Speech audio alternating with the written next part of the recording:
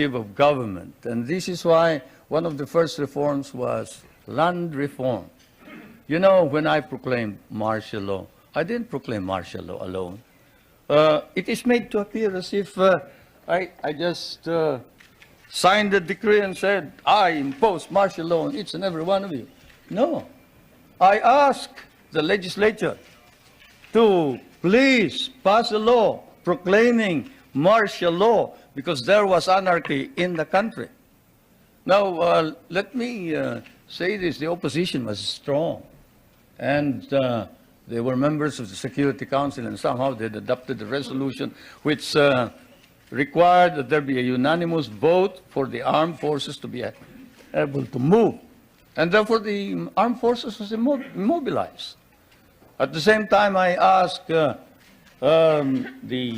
opposition party to come and join me in a coalition government. I offered one half of the cabinet.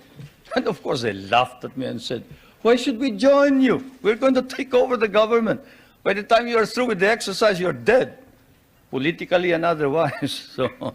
And they refused to join me. I asked the advice of the judiciary.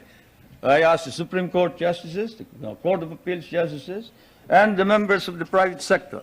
And all of them told me there's only one man who can proclaim martial law, and that is the president. And you are it. You are the only one who can proclaim martial law. This is why I must carry this particular mark in our history. I could not have transferred it to the legislature. Why? Because the legislature did not have the power. What does the Constitution provide? The President shall be the Commander-in-Chief of the Armed Forces of the Philippines, and he may order the armed forces out to quell any disorder, riot, rebellion, invasion, insurrection, and in case of invasion, insurrection, rebellion, or imminent danger thereof, when the public safety requires it, he may suspend the privilege of the writ of habeas corpus or proclaim martial law throughout the Philippines or any part thereof. What does that provision provide? It provides that only the President can proclaim martial law. I repeat, that is why I had to assume responsibility. And I am not one for shirking duty. The people said there was necessity for proclaiming martial law.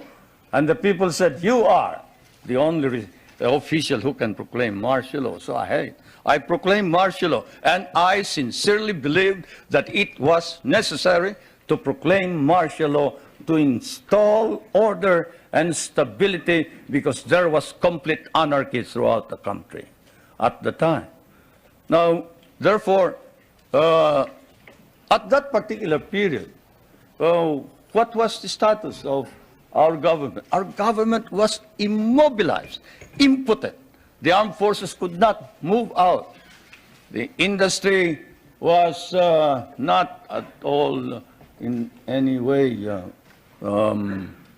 moving. There was no income coming into government. Everybody was running away. They burned the U.S. Partly burned the U.S. Embassy, tried to burn it anyway. They tried to kidnap the American ambassador. American ambassador was Byroad, Ambassador Byroad.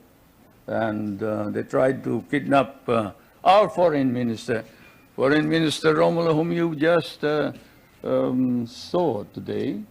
And I told him, you better disappear because I will not ransom you.